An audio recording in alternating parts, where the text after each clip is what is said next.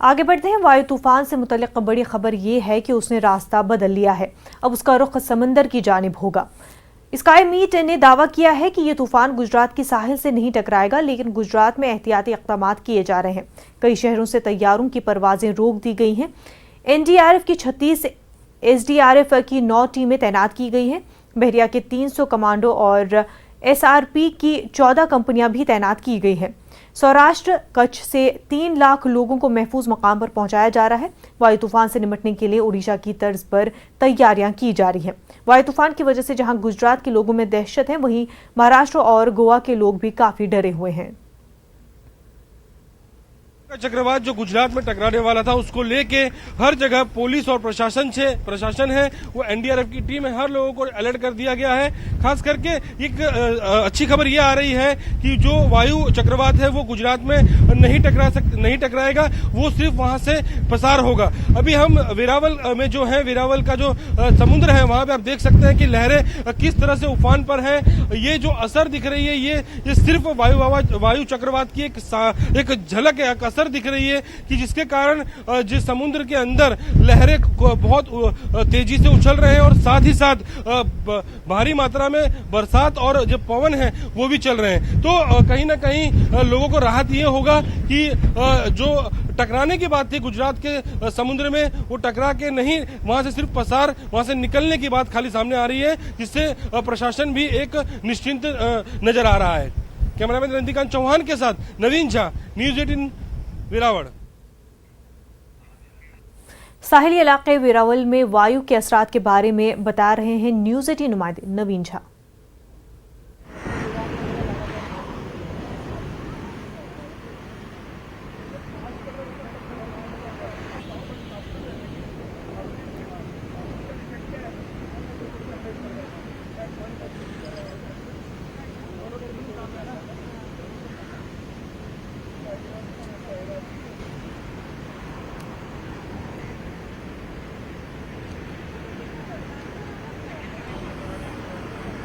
गुजरात की जानिब बढ़ रहे तूफान वायु का असर मुंबई में भी देखा जा रहा है। मुंबई में समंदर की लहरें काफी ऊंची हो गई है। मुंबई के तमाम बीच को बंद कर दिया गया है। हमारे नुमाइंदे प्रशांत पांडे ने इसका जायजा लिया। तूफान वायु का खतरा भले ही मुंबई से टल गया हो, लेकिन उसका असर अभी भी समुद्र के किनारों पर देखने को मिल रहा है। इस वक्त हम मुंबई के वर्ली सीलिंग पर मौजूद है और आपको मैं तस्वीर दिखाऊं तो यहाँ की तस्वीरें आप देखें तो लहरों में काफी उफान है। आप देखें तो लहरें काफी ऊंची उठना शुरू हो चुकी हैं। इसी बात को ध्यान में रखते हुए सरकार ने हिदायत दी है कि मुंबई में जितने भी चौपाटी हैं उस पर 12 और 13 तारीख यानी बुधवार और गुरुवार को कोई न जाए, सभी को हिदायत दी गई है। और साथ ही मौसम विभाग ने यह भी दर्शाया है कि वायु तूफान जो है गुजरात की तरफ जरूर मुड़ा है, लेकिन उसका असर जो है मुंबई और महाराष्ट्र के कुछ जगहों पर जरूर देखने को मिलेगा।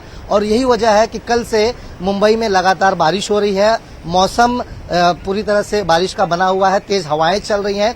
आपको मैं तस्वीर जो दिखा रहा हूं इस वक्त, ये मुंबई के वर्ली सीलिंग की तस्वीर है, जहां पर रोजाना देखा जाए तो लहरें इतनी ऊंची नहीं उठती हैं। और जिस तरह से हाई टाइड का भी समय आज मुंबई में तय कर दिया गया है, जो 9:07 का है। जो अभी लहरें जो है 3.87 मीटर ऊपर उठ रही हैं, यानी ये वक्त है हाई टाइड का, जहां पर लहरें धीरे धीरे ऊपर उठना शुरू हो चुकी हैं।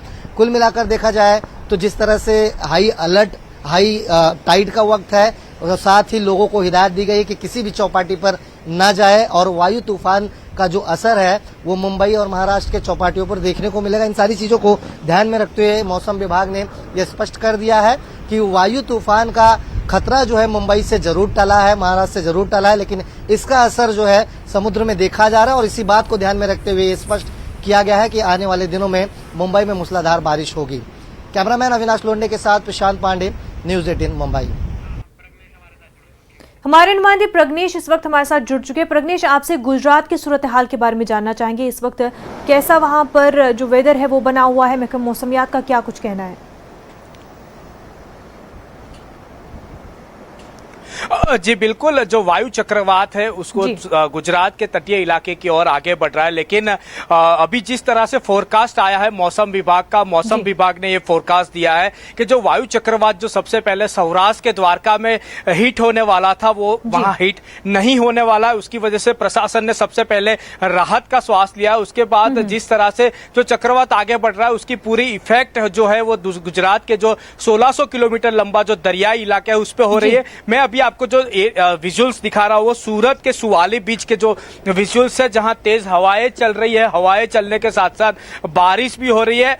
मौसम विभाग ने ये फोरकास्ट दिया गया है कि तेज बारिश और हवाएं पूरे गुजरात और जो साउथ गुजरात है उसके जो तटीय इलाके हैं वहां सब जगह होगी। और जिस तरह से आज एक अभी जो समाचार मिल रहे हैं, जो वायु चक्रवात है, वायु चक्रवात आगे बढ़ रहा है, लेकिन उसकी जो असर है वो पूरे गुजरात के तटीय इलाके में, क्योंकि गुजरात के पास 1600 किलोमीटर लंबा दरियाई सीमा है। और अभी मैं आपको जो लहरें दिखा रहा हूं वो सूरत के सुवाली बीच की लहरें है, क्योंकि जो रोजाना जो लहरें चलती है उससे ज्यादा ये करंट आज यहाँ दिख रहा है। और जो लहरें है वो काफी ऊंची लहरें चल रही है, क्योंकि वायु चक्रवात की जो इफेक्ट है पूरे गुजरात के 1600 किलोमीटर लंबा जो दरियाई तट है वहां सभी जगह दिख रही है। और उसी वजह से इंडियन आर्मी के साथ एनडीआरएफ की जो टीमें हैं वो सौराष्ट्र के इलाके में डेप्यूट कर दी गई है। सूरत में भी 2 एनडीआरएफ की टीमें डेप्यूट कर दी गई है। यानी कि स्पष्ट बताया जा रहा है कि वायु चक्रवात फिलहाल जो हिट नहीं करने वाला, लेकिन उसकी जो असर है वो असर सीधी दिख रही है। असर की वजह से ही प्रशासन एक्टिव हो गया है। प्रशासन एक्टिव होने के साथ साथ इस तरह का पूरा जो माहौल है उससे मिनिमम नुकसान हो उसके लिए तुरंत तैयारियां कर दी गई है। और जो तेज हवाएं, बारिश होना पूरे गुजरात के तटीय इलाके में शुरू हो चुका है। जी प्रज्ञेश, अगर लोगों की बात करें तो काफ़ी लोग ज़्यादा खौफज़दा भी होंगे, क्योंकि जिस तरह से हमने देखा कि फ़ानी तूफान ने कितना उड़ीसा में तहलका मचाया हुआ था, तो क्या उस वजह से भी लोग और ज़्यादा हड़बड़ाहट में, पैनिक मोड में आ गए हैं?